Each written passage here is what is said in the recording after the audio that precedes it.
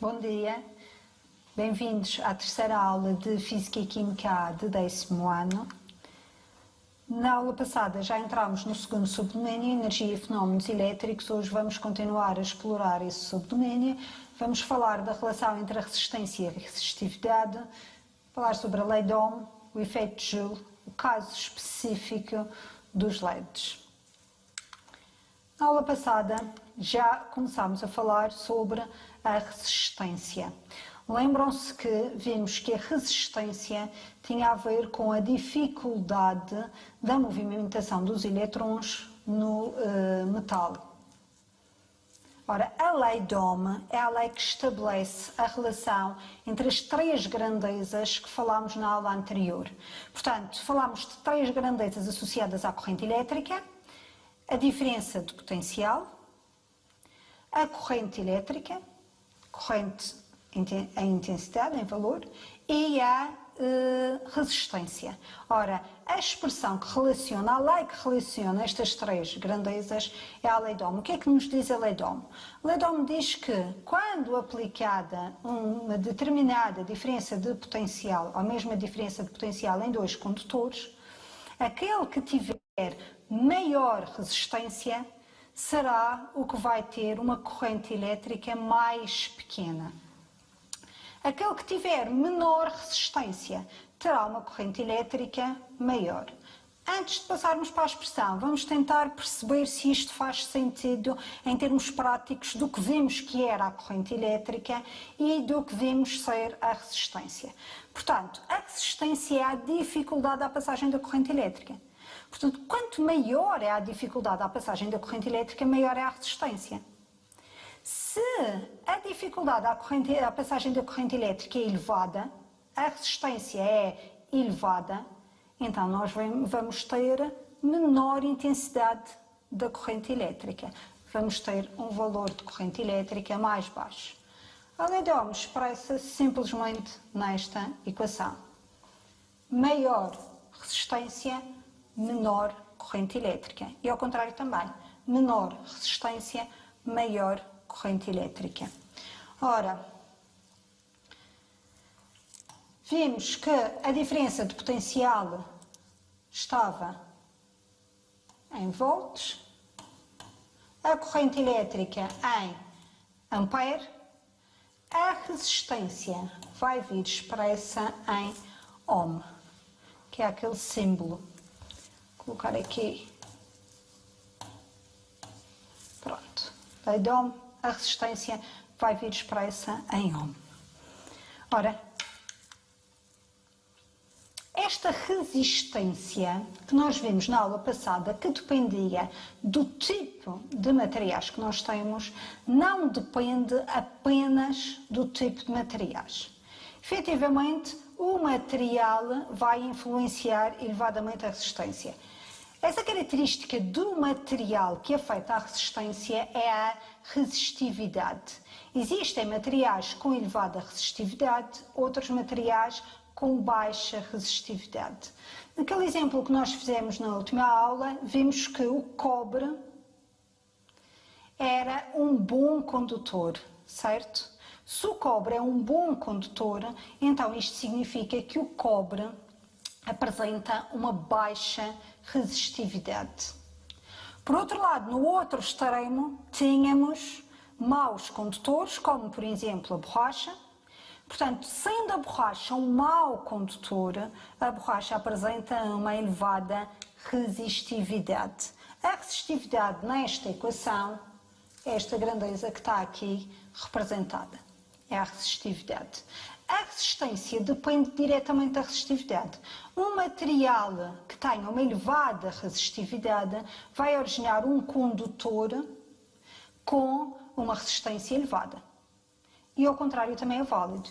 Mas como vocês podem ver, a resistência não depende só da resistividade, depende de outros fatores. Ou seja, dois condutores do mesmo material apresentam obrigatoriamente a mesma resistividade. Esses dois condutores do mesmo material podem não apresentar a mesma resistência. Portanto, além da resistência depender da resistividade, depende de outros fatores. Por exemplo, do comprimento do fio. Vamos lá ver. Vamos repetir aqui o desenho que já fizemos na aula passada e que vimos na aula passada, certo? Portanto, temos aqui o nosso metal com os seus eletrons em movimento ordenado, certo? A resistência tem a ver com a dificuldade da passagem destes eletrons aqui ao longo do nosso fio condutor. Então, se o fio condutor for maior, mais longo, tiver um comprimento maior, inevitavelmente vai ser mais difícil os nossos eletrons atravessarem.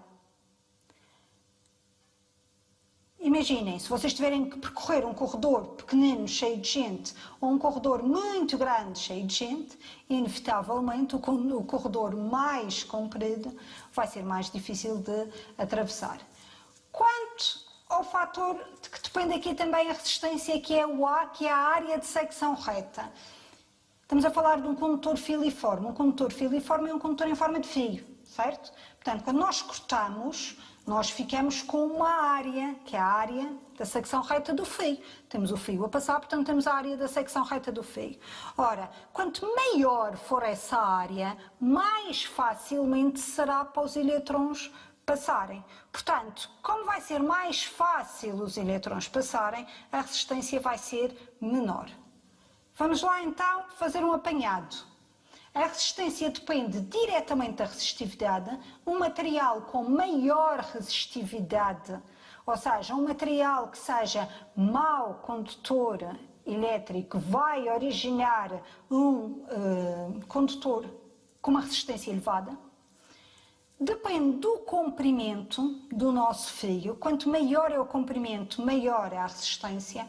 E depende também da área. Inversamente, quanto maior é a área, menor é a resistência. Em termos de unidades, vimos que a resistência vem expressa em ohm, vimos isto há bocadinho. O comprimento no sistema internacional vem em metros, a área, metro quadrado. Isto significa que a resistividade verá em ohm metro. Ok? Então eu tenho aqui um gráfico com a resistividade de alguns materiais.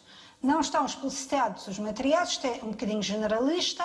Temos a vermelho uma representação geral dos metais, temos a verde de dois materiais específicos, o constantâneo e a manganina, e a azul de outro tipo de materiais, como o carbono, o silício e o germânio. Ora, este gráfico serve apenas para nós verificarmos que a resistividade dos materiais normalmente não é constante, varia com a temperatura. Portanto, no caso do constantâneo e da manganina, isso não acontece. A resistividade é independente da temperatura, não varia com a temperatura. No caso dos outros materiais, a resistividade varia com a temperatura. O facto da resistividade variar com a temperatura permite-nos utilizar alguns destes materiais de formas específicas. Por exemplo, como um termómetro. Ou seja, nós determinando a resistência de um certo condutor a uma determinada temperatura, nós podemos saber qual é o valor de resistividade para usar como padrão. Sim? Isso significa que se nós colocarmos aquele condutor em outros objetos, em outras situações com temperaturas diferentes, tendo este gráfico, vamos imaginar, eu tenho um determinado metal que me apresenta este valor de resistividade, certo? Pronto. Isto significa que aquele metal estará teoricamente àquela temperatura. Isto aqui é muito generalista, cada material tem as suas próprias curvas específicas. A ideia é só vocês perceberem que os materiais não têm sempre a mesma resistividade, com exceção aqui do constantino da manganina. Os outros materiais têm uma resistividade que varia com a temperatura. E como essa resistividade varia com a temperatura, a resistividade é uma grandeza que nós podemos utilizar em nosso benefício, por exemplo, para determinar a temperatura. Vamos ver então aqui um exemplo de uma situação de um condutor.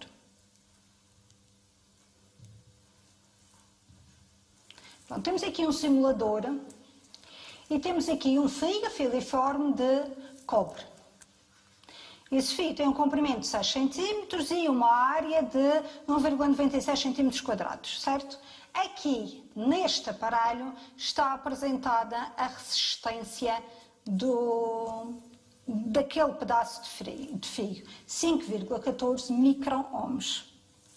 Ora, se eu aumentar o comprimento daquele fio, o expectável será que a resistência que aparece aqui no aparelho também aumente, porque depende diretamente. Portanto, eu vou aumentar aqui o comprimento e efetivamente a resistência aumentou, passou para 8,05. Se eu aumentar a área de secção, a área varia inversamente com a resistência. Portanto, se eu aumentar a área, a resistência vai diminuir. Portanto, estou a ver que o fio está a ficar mais espesso, porque eu estou a aumentar a área, e a resistência diminui. Passou aqui para 3,85. Nós aqui na simulação não temos valores de resistividade, mas temos vários materiais diferentes. E tendo vários materiais diferentes, sabemos que aqueles materiais diferentes têm resistividades diferentes. Se aquele pedaço de fio for de cobre, a resistência é 3,85 micro-ohms.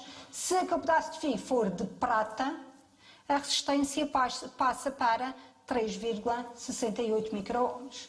Se for de ouro, 5,59 micro-ohms. Portanto, temos aqui a variação 5,59, 3,64, 3,85. Isto significa que o nosso melhor condutor vai ser, certamente, a prata. 3,64 é o que apresenta menor resistência, portanto, será também aquele que tem menor resistividade e, portanto, será o nosso melhor condutor. E isto é interessante, porque podíamos pensar porque é que não usamos prata em vez de cobre como fio nas nossas casas. Porque é que é o cobre que é usado para a distribuição da energia elétrica, desde as centrais até às nossas casas, e não é a prata? Porque as decisões não são tomadas só com base neste conceito científico e na parte científica. Nós temos outros fatores que têm que ser tidos em consideração, como a maleabilidade, por exemplo, dos fios. Precisamos de um material que seja minimamente maleável e, inevitavelmente, o fator financeiro também. Portanto, precisamos de um material que seja financeiramente viável.